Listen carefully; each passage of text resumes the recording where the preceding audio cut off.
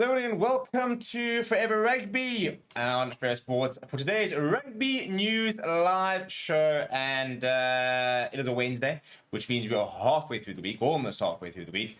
And we're gearing up for another weekend of Six Nations with regards to rugby. We've got some good news on a Springbok who's back to training, and you've got confirmation of more details surrounding the Under-20 World Championships, which will take place in South Africa in the Western Cape in July. I think it does. I think it does open up both. Yeah, it does open up June and July. Mainly in July, but does have a weekend in June as well. And we've also had confirmation that the Under-20 Trophy will take place at Edinburgh. So we're going to go through that. We're going to talk a little bit about Arceus Snema. We're going to talk a little bit about the Six Nations for this weekend. And basically any other sort of rugby news that pops up as we're going as well, we can chat about as well. And we are going to be chatting about, myself and Dan will be recording our weekly wrap tomorrow morning. We will be sort of be chatting a little bit more about the Springbok coaching staff there. So very cool to have that sort of chat on a bit more detail. That'll come out tomorrow. Also do a bit of a, as I said, a station update, do a bit of an injury update, as well as a bit of a squad update for Wales, with a couple players who have been released, a couple players who have been called up. So that is all going to be happening now. Right. Let's start with the Under-20 Championship, shall we? Which is taking place in South Africa in 2024. It has officially been confirmed in terms of location, the venue, the pool formats, as well as the teams and the dates. The Under-20 Championship, which features the best 12 Under-20 nations in the world, will take place in South Africa once again, like it did last year. It'll be contested between the 29th of June and the 19th of July. The Under-20 Trophy, which is sort of the second tier, will be contested by 8 teams in Scotland from the 2nd to the 17th of July, making 20 teams in total. In terms of the championship, so it'll be played over 5 match days in the Western Cape regions of Stellenbosch and Cape Town. There will be 3 pools. The final will be played at the Cape Town Stadium on the 19th of July. So that's very exciting and very good for me for the rugby, because I'm going to talk a little bit about the venues itself once we sort of go through there as well. But in terms of the pools, again, the 3 stadiums that will be used are the Darnie Craven Stadium, the Athbo Stadium, as well as the Cape Town Stadium. The Pool A will feature France, Wales, New Zealand, and Spain. France ranked number 1 going into the tournament.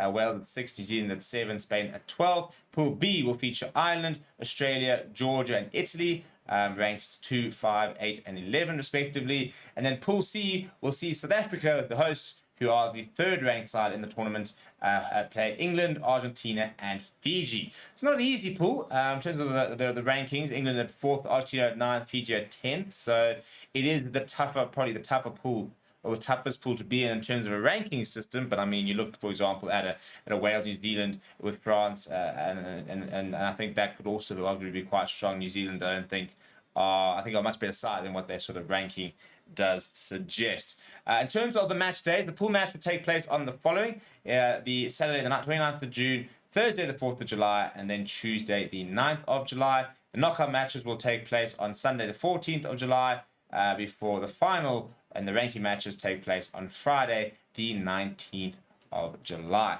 So that is the Under-20 Championship that will take place in Stellenbosch. Now, here's my gripe, and it is a bit of a gripe. Every year we often see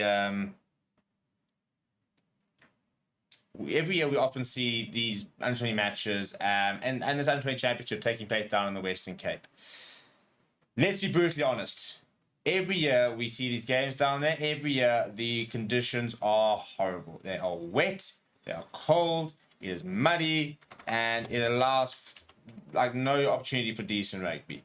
And as much as I absolutely love hosting it, and the fact that it comes down here so often is really, really cool, do people not realize that, there are other places within the country where we could actually host the Under-20 Championship pretty successfully in really cool venues, which will get the support and can provide better playing conditions? I mean, if you look at all the various photos of all, so now the press release just come out, so now you've got all these photos of former championships, and you look at them and it's muddy and wet, and I mean the state of Stellenbosch, of these fields often are absolutely terrible because there's just so much rain in that time.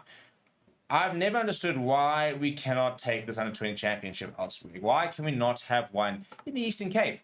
You know, go to Gqeberha and play at a few of the stadiums there. We can not have it in George. We could have it in flippin' Bloem. It'd be really cool to have it in Bloem, for example. You could host it in Potchefstroom. You could obviously have it in Johannesburg or Pretoria. Take your pick. You don't have to go to the big stadiums. You know, you could go to a UJ, a Wit stadium, for example. You could go to the school stadiums and play at your, you know, Pretoria Boys, your Affies, for example. You can go to Bloem and play at Grey Bloem. You know, in Gqeberha, you could be playing at Grey PE and some of these sort of the major schools around you. You could go to the Natal, for example, which is nice and warm. I just don't understand why every single time we have an under-20 championship or even an under-20 game, it has to take place in Stellenbosch and the likes, where it is really wet and the conditions generally are not phenomenal. Especially for a tournament like this. This is not a once-off game. You know, this is a tournament where these like 4 to 5 matches in a day on the same field. And they take an absolute hammering during this tournament. And by the end of it, they look absolutely dreadful. So I like the fact that I'm hoping the Cape Town Stadium is going to be used, well, it will be used for the final. The fact that I mean, they'll have better drainage, for example, so the conditions will probably be a bit better. But it really frustrates me that it always goes back to the same place. Where, again, I don't think the conditions are the best. You know, I think... you know, I just think there are better places we could be having it, where we could produce a better quality of tournament. And we just don't seem to do it. So yeah, so those are the groups. In terms of the under-20 trophy, the groups are as follows. There are 2 groups there. They're not completely confirmed just yet. It is Japan, Scotland, Hong Kong, and then either Samoa or Tonga. Pool B will be Uruguay, Netherlands, and the winner of the next Africa winner, which is the under-20 Bartes Trophy winner, as well as either USA or Canada. Those 2 teams are still to be decided. Their match days will be Tuesday the 2nd of July, Sunday the 7th of July, and Friday the 12th of July, with match day 4 being on the 17th of July. So that is it. That is the under-20 championship, and as well as the under-20 trophy. Looking forward to it, though, to be fair. As I said, I think it could be better venues, but the actual tournament itself is really, really cool. Moving on to some more positive, well, I suppose that is positive news, but some more good news then maybe is that Archie Snyman is officially in full training. He has started training once again with Munster and is looking to make that return. They did say March initially, and looking good to make his return in March. I don't think he'll make the match day, which is next weekend, and that's the next time that Munster will play. But I do think on the 1st of March, I think it's a very good chance that as long as his return to training is going well, does go well, continues to go well, who knows how well it is currently going, and I do think on that 1st of March, that Friday, we will potentially see Archie Snyman back on a rugby field, which will give him March, April, May, June, 4 months to get back to full fitness and be ready to go for the Boks when we take on Ireland in July. So nicely timed at the moment. So I'm very, very excited to see how he is, how fit he is, for example, and hopefully this is the start of another reasonable run. Last year, towards the end of the year, got to full fitness and managed to sort of maintain it. Let's hope that he can continue to build on that and hopefully not have another injury-prone season, because he is a player who is so much fun to watch. One of the best players in the world on his day, and has just been hampered by so many injuries that we've just not really had the career we'd like to see, although he's won everything, really. He's won 2 World Cups, he's won the Rugby Championship. From a domestic point of view, he's won the URC, hasn't won the Champions Cup, I suppose. He is going to Leinster next season, so it could be a big part of them potentially trying to win that at a latter stage. So he's gonna end with a fantastic career. There's no doubt about that. Just has been blighted with lots of injuries, but again, from the Springbok point of view, he always seems to manage to get back to full fitness when we need him. So long may that continue. But yes, that is the update coming from Archie Snyman. In terms of the Six Nations, a bit of an injury update, and doesn't look like Marcus Smith will be returning anytime soon. It says that over here, this was Coach Richard Wigglesworth saying, it looks like we'll be further back in the tournament. If we get him back, it won't be the next couple of weeks. Mark's an incredible attitude. He is gutted, but we are gutted as well. We know he's an international quality player. He said we are blessed in the position because we've got George Ford and Finn Smith, but that doesn't distract I think it means detract from that top player he is and the impact he potentially would have had. There's, however, more encouraging news on Ollie Lawrence, who is returning from injury and could yet feature, will miss the Wales match, but potentially feature for the rest of the Six Nations. So a positive injury coming out of the England camp. In terms of the Welsh camp, and these two teams obviously going toe-to-toe this weekend, Dylan Lewis and Seb Davies have been called up to the senior squad, whilst James Botham has been released due to a knee injury, and he will continue his rehabilitation back at his club in Cardiff. So a bit of an injury report over there. Another big news, interesting news, very, very interesting news. Paul Willemse has been banned for 4 weeks, with one pending on the result of him undergoing the high tackle, that's the World Rugby high tackle intervention school, bloody tackle school, basically, is what we know it as. But a very interesting ruling, because basically they agreed that both of his yellow cards actually warranted the red card threshold, and therefore there should be punishment for both, and yet have decided that his bans will run concurrently and that it does not make sense to have them run consecutively. Had that been the case, and he had been charged, for example, 3 or 2 separate 4-match bans, only one would be allowed to take away. You can only do it once. So it would effectively be an 8-week ban reduced down to 7 weeks with tackle school, which would take him out of basically the rest of the Six Nations. That has not been the case. They have not gone with that, and instead they have gone with a ban that runs concurrently for 4 weeks. Basically, he'll be available for the Welsh game in a few weeks' time. So, an interesting ruling. I'm very interested to see what people have to say about it. Do you think that he's gotten off a bit lucky here? Given the fact that, both, in theory, he committed 2 different red cards. And it's frustrating. It's an interesting decision, isn't it? Because if he got a red card, did his 3 weeks, got another red card, you wouldn't have any issue banning him for another 3-4 weeks. But now, because of the instance in the same game, they're now saying it doesn't make sense to run them consecutively. And I don't understand why. Because they're 2 separate incidents. They should be treated as 2 separate incidents. You got a red card, here's your 4-week ban. You got another red card, or something that was warranted another red card, here's a 4-week ban. And maybe you could mitigate it and say, well, because, there were 2 incidents in the same game, or produced for 1 game or whatever. But I cannot understand how 2 separate incidents, 2 separate bans can be done at the same time. It just doesn't make sense.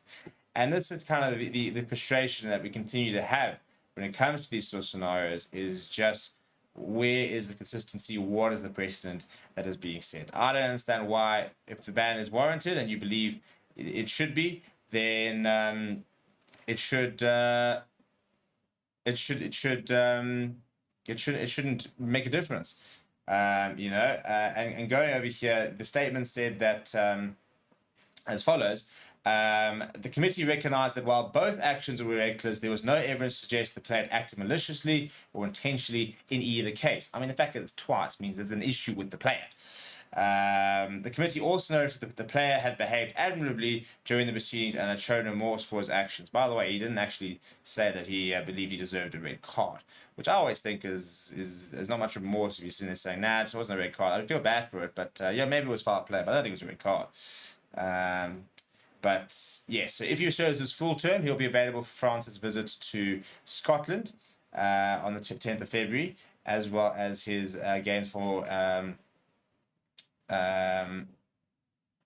his games of 17th of February and 24th for his club. But he can reduce, as mentioned, by complying with the World Rugby Disciplinary Follow-Up Program, which means that he could then be available for France's game against Italy on Saturday, the 25th of February. But it's a big problem for France because they are out without Romain Tuafufunua, who was ruled out last week. I think it was sickness. I think he should be able to make a return.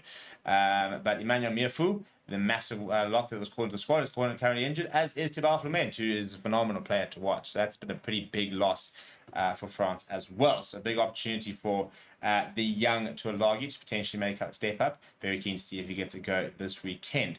But what do you guys think about that whole Paul Willemse thing? I think it's a bit sketchy. I don't understand why the bans can't be at the same time. But apparently, according to World Rugby, that is what makes the most sense. And pretty much going to wrap it up there really for the day. This is a bit of a quiet day, not too much happening on the rugby front. We spoke yesterday about some of the signings that are currently taking place. For example, The Minister of Sport has hailed the wave of Dwayne Mullen, or Zizi Kodwa getting involved over there. And he tweeted, he said, I welcome the new appointments to the Springboks technical team. I encourage them to continue the path to elevate SA Rugby. I applaud the appointment of recent retired Block legend Dwayne Mullen, which signifies a key pathway to coaching and sports administration for ex-players. And interesting concept, the idea of really sort of encouraging players to go into administration and go into coaching after their playing career. So you're saying, please, one of the biggest viewership nations of the sport and the 4-time Rugby World Cup champs, said all we get is age group tournaments and sevens World Cups, never the big dance since 1995. Yeah, well, you know, you can thank Rugby Africa for that, because that World Cup last year was supposed to be in South Africa until Rugby Africa decided to vote against us. So, yeah, very sour point. We haven't forgotten them. Cheers, Kenya. It is very frustrating, and especially last year I was in my prime. I mean, the coverage we would have done for you guys last year, I think we did a pretty good job. But yeah, I'm ready. I'm ready for a World Cup. I'm down here. You know, I mean, 2027 at least is the Cricket World Cup. I'm going to be about 31 at the time, so yeah, I might be sort of getting on in years, but at least hopefully we'll still be relatively fresh to cover that quite a lot. So it's an interesting point, though, you know, that you do make, that we get all these minor tournaments. And yet not the big Rugby World Cup. Even at a Women's World Cup. When are we going to get a Women's World Cup? Why can't we have a Women's World Cup? You know, type of thing. But yeah, we're going to wrap it up there for today. And we will be live once again tomorrow for the final show of the week. Hopefully we get some more rugby news in the next 24 hours. But as always, keeping you up to date on exactly what's going on. If there's any breaking news, it will be on the channel. So make sure you subscribe to it and smash a like on the video. Thank you very much for joining me. And I'll see you guys all